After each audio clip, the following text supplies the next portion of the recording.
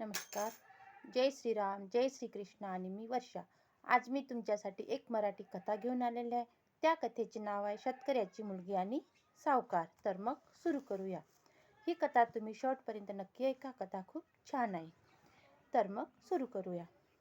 एका गावात एक गरीब शेतकरी होता. त्याचा एक बैल मेला. शेतकरी खूप दुःखी झाला. त्याचे शेतीचे काम ठप्प पडले होते. दुसरा बैल विकत घ्यायला घरात पैसे सुद्धा नव्हते.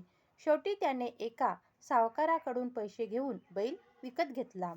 त्याची शेती रावी नदीच्या किनाऱ्यावर होती. एकदा पाऊस खूप झाल्यामुळे नदीला पूर आला. नदीच्या जवळपास असलेल्या सर्व शेतामध्ये पाणी गेले. त्या शेतकऱ्यांच्या शेतात काहीच पिकले नाही. हेच कारण होतं की तो सावकाराचे कर्ज सुद्धा देऊ शकला नाही. कारण शेतीमध्ये काही पिकी झाली नाही म्हणून तो सावकाराचे कर्ज देऊ शकला नाही. तो खूप चिंतेत पडला. त्याला काही कळेनासे झाले की काय होणार. पूर्ण वर्षभर त्याचे सारे कुटुंब काय खाणार. याच चिंतेने तो मनातल्या मनात घुसमसत राहायचा. परंतु कोणालाही काहीच सांगायचा नाही. तो मनातल्या मनात चिंता करायचा.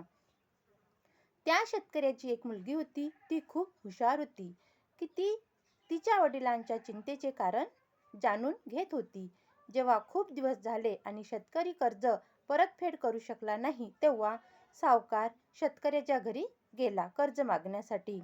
ज्यावेळी सावकार शेतकऱ्याच्या घरी पोहोचला त्यावेळी शेतकऱ्याची मुलगी बाहेर उभी होती. सावकाराने मुलीला विचारले, शेतकरी कुठे गेला? तुझे वडील कुठे गेले? मुली, तो सरळ वाकडं करायला गेला आहे. मुलगी म्हणाली, तो म्हणजे सरळला वाकडं करायला गेला आहे असे त्या मुलीने उत्तर दिले. शेतकऱ्याच्या मुलीचे हे उत्तर ऐकून सावकाराच्या काहीच लक्षात आले नाही. तेव्हा त्याने विचारले, केव्हापर्यंत परत येईल? आली तर नाही येणार, नाही आली तर येणार, असे त्या मुलीने अजून पुन्हा वाकडे उत्तर दिले. सावकाराला काहीच कळले नाही आणि तो परत गेला. काही दिवस लोटले. शेतकरी भेटायला न आल्यामुळे सावकार रागावला. तो पुन्हा शेतकऱ्याच्या घरी गेला. तिथे पुन्हा शेतकऱ्याची मुलगीच दारामध्ये उभी होती. सावकार तिला म्हणाला, तुझे वडील कुठे आहेत? ते तर काट्याच्या ढिगाऱ्यात काट्यांनी घेरून येतील, मुलीने उत्तर दिले. यावेळी पण सावकाराला काहीच कळले नाही आणि तो परत निघून गेला. पुन्हा शेतकरी सावकाराकडे गेला नाही. त्यामुळे सावकार तिसऱ्यांदा पुन्हा शेतकऱ्याच्या घरी गेला. त्याला तीच मुलगी अजून दारामध्ये भेटली. सावकाराने विचारले, सांग, तुझे वडील कुठे आहे? आई एकाचे 2 करायला गेली आणि बाबा लहानाला मोठे करायला गेलेत. मुलीने पुन्हा तेच उत्तर गोल गोल फिरून दिले. सावकाराला काही कळले नाही आणि तो चुपचाप वापस निघून गेला. चौथ्यांदा जेव्हा तो शेतकऱ्यांच्या घरी आला तेव्हा आज ती मुलगी त्याला बाहेर उभी असलेली दिसली. सावकाराने त्या मुलीला विचारले, तुझे आई वडील घरी आहेत का? हो आहेत. काय करत आहे? मुलगी म्हणाली, आई मुलांसाठी शिजवत आहे आणि बाबा पुढे मागे करत आहे. आता तर सावकाराचे डोकेच फिरले. सावकाराला खूप राग आला. ज्यावेळी यावं त्यावेळी असेच उलटे सुलटे उत्तर ही मुलगी देतात. ती मुलगी प्रत्येक वेळी त्याला असे उलट सुलट उत्तर द्यायची जे सावकाराला कळतच नव्हते.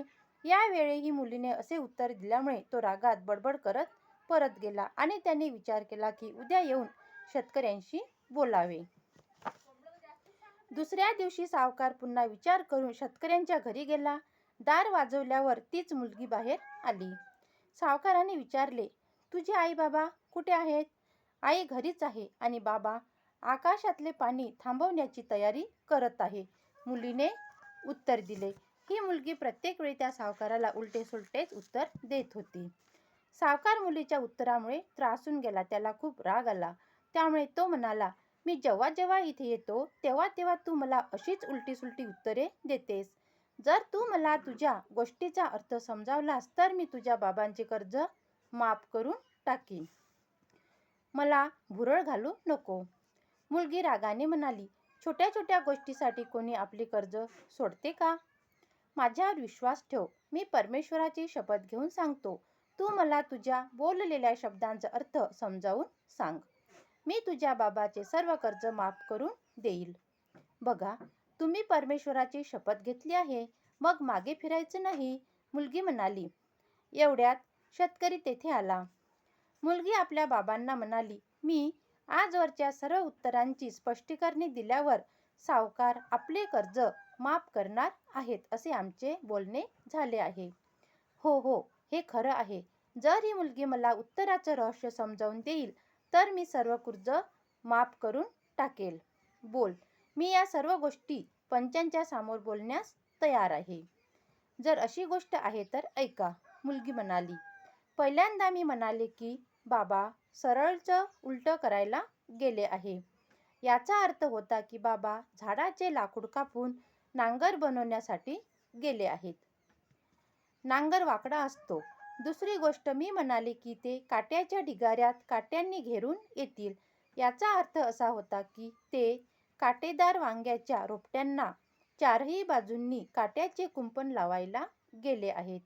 तिसरी गोष्ट मी म्हणाले होते की आई एकाचे दोन करायला गेली आणि बाबा लहानाला मोठे करायला गेलेत. याचा अर्थ होता की आई कापसाला बोंडातून वेगळं करायला गेली आहे आणि बाबा बोंडातून निघालेल्या कापसाला पसरवून वाळवायला घेऊन गेले आहेत. चौथ्यांदा मी म्हणाले होते की आई मुलांसाठी शिजवत आहे आणि बाबा पुढे मागे करत आहेत. याचा अर्थ असा होता की आई चुलीमध्ये तुरीच्या काड्या जाळून तुरीची डाळ शिजवत होती आणि बाबा चुलीमध्ये लावलेल्या काड्या मागे पुढे सरकवत होते. पाचव्या वेळेस मी म्हणाले की आई घरीच आहे आणि बाबा आकाशातले पाणी थांबवण्याची तयारी करत आहे. याचा अर्थ होता की बाबा छप्पर बनवत आहे. सावकार मुलीची असाधारण उत्तरे ऐकून थक्क झाला, आश्चर्यचकित झाला. मुलगी म्हणाली, शेठजी, आता तुम्ही घरी जा आणि पैशासाठी पुन्हा कधी येऊ नका. सावकाराने विचार केला होता की मुलीने त्याला उलटसुलट उत्तरे दिली होती आणि तो तिला तिच्या बाबाच्या समोर रागवेल आणि शेतकऱ्यांकडून आपले पैसे वसूल करून घेऊन जाईल. परंतु जेव्हा त्या मुलीने तिच्या शब्दांचा अर्थ समजावून सांगितला तेव्हा तो आपला चेहरा लपवून चालता झाला. शेतकऱ्यांनी आपल्या मुलीला आनंदाने उचलून कडेवर घेतले.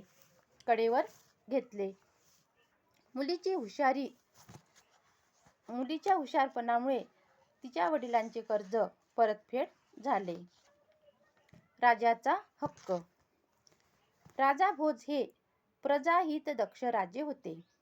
ते स्वतः आपल्या राज्यात फिरून लोकांच्या समस्या समजावून त्या समस्यांचे निराकरण करायचे. एक दिवस राजे आपल्या राणीसोबत राज्यामध्ये फिरत फिरत निघाले आणि थोड्याच अंतरावर राजाला एक शेतकरी शेतात नांगर ओढताना दिसला. त्या नांगराला एकच बैल जोडला होता आणि दुसऱ्या बैलाच्या जागेवर त्याची पत्नी होती. राजाने तो नांगर थांबवला आणि तो शेतकऱ्याजवळ गेला. तुम्ही हे काय अत्याचार करताय? कोणी स्त्रीला बैल म्हणून नांगराला जोडतो काय? राजा म्हणाला. माझा एक बैल मेला आहे आणि दुसरा बैल विकत घ्यायला माझ्याकडे पैसे नाही आणि शेत जर केलं नाही तर मी खाणार काय? हे बोलून शेतकरी पुन्हा कामाला लागला. राजा म्हणाला, अरे दादा, जरा ऐकून तरी घे. शेतकरी म्हणाला, हे काय बोलायचे आहे ते माझ्यासोबत चालून बोला. मी जसे नांगरासोबत चालत चालत काम करतो तसे तुम्ही चालत चालत माझ्याशी बोला. माझे काम थांबवू नका. राजा शेतकऱ्यासोबत चालू लागला. शेतकऱ्याला आपल्या कामात मग्न झालेला पाहून राजे प्रभावित झाले. राजे म्हणाले, अरे दादा, या प्रकारामुळे तुझी पत्नी थकून जाईल आणि ती जर थकली तर दुसरे काम तिला करता येणार नाही. शेतकरी म्हणाला, मग तुम्हीच सांगा, मी काय करू? राजा म्हणाला, तू माझ्यासोबत चल, मी माझा एक बैल तुला देतो. शेतकरी म्हणाला, मला खूप वेळ काम थांबवावे लागेल, तुम्हीच मला बैल आणून द्या. राजा म्हणाला, तू तुझ्या पत्नीला माझ्या रथाकडे पाठव आणि ती माझ्या पत्नीसोबत जाऊन बैल घेऊन येईल. तोपर्यंत मी स्वतःला तुझ्या नांगराला जुंपतो. शेतकरी या गोष्टीला तयार झाला. राजाला नांगराला जोडले आणि शेतकऱ्याची बायको रथाकडे गेली आणि राणीला ती गोष्ट म्हणजे घडलेला प्रकार सांगितला. राणी म्हणाली, तुमचा बैल कमजोर असेल, तो आमच्या बैलासोबत चालू शकत नाही, म्हणून तू दोन्ही बैल घेऊन जा. शेतकऱ्याची बायको ते दोन्ही बैल घेऊन शेतात आली. शेतकरी खूप प्रसन्न झाला. राजा म्हणाला, कसलीही गरज असली की माझ्याकडे या आणि राजाने शेतकऱ्याला आपला परिचय सांगितला तेव्हा शेतकऱ्याला स्वतःची लाज वाटली. तो राजाची क्षमा मागू लागला. कालांतराने शेतकऱ्याच्या शेतात खूप पीक झाले. शेतकरी खूप आश्चर्यचकित झाला, कारण ज्या ज्या ठिकाणी राजाने नांगरले होते त्या ठिकाणी अक्षरशः मोतीच उगवले होते. ज्या ज्या ठिकाणी राजाने नांगरले होते त्या ठिकाणी अक्षरशः मोतीच उगवले होते. काही ठिकाणी तर साधे गहू उगवले होते. प्रसन्न होऊन शेतकरी सगळे मोती घेऊन राजाच्या महालात पोहोचला. त्याने सगळे मोती राजाच्या पायावर ठेवले आणि झालेल्या गोष्टीबद्दल सांगितले. राजा म्हणाला, "हे मोती तुझ्या शेतात उगवले आहेत. ते तुझ्या घरी घेऊन जा, ज्याच्यावर तुझा अधिकार आहे." शेतकऱ्याने राजाकडे प्रार्थना केली की, "नाही महाराज, हे तर तुमच्या कामाचे फळ आहे. माझी इच्छा आहे की हे तुम्ही राजकोषात जमा करा आणि आम्हा गरीब लोकांच्या कामासाठी वापरा." राजा शेतकऱ्याची गोष्ट ऐकून खूप खुश झाला. राजाने ते मोती ठेवून घेतले. त्या शेतकऱ्याची इमानदारी पाहून राजा प्रसन्न झाला आणि राजाने शेतकऱ्याला प्रधान बनवले. सगळ्या शेतकऱ्यांच्या समस्यांचे निराकरण तोच करणार असे देखील सांगितले. कोणालाही कर्जासाठी इकडे तिकडे फिरण्याची गरज पडायला नको. पुढे त्या शेतकऱ्याने सगळ्या शेतकऱ्यांना कर्जातून मुक्त केले. अशी ही माझी मराठी कथा तुम्हाला आवडली असल्यास लाईक, शेअर, कमेंट आणि सबस्क्राईब करायला विसरू नका. थँक्यू.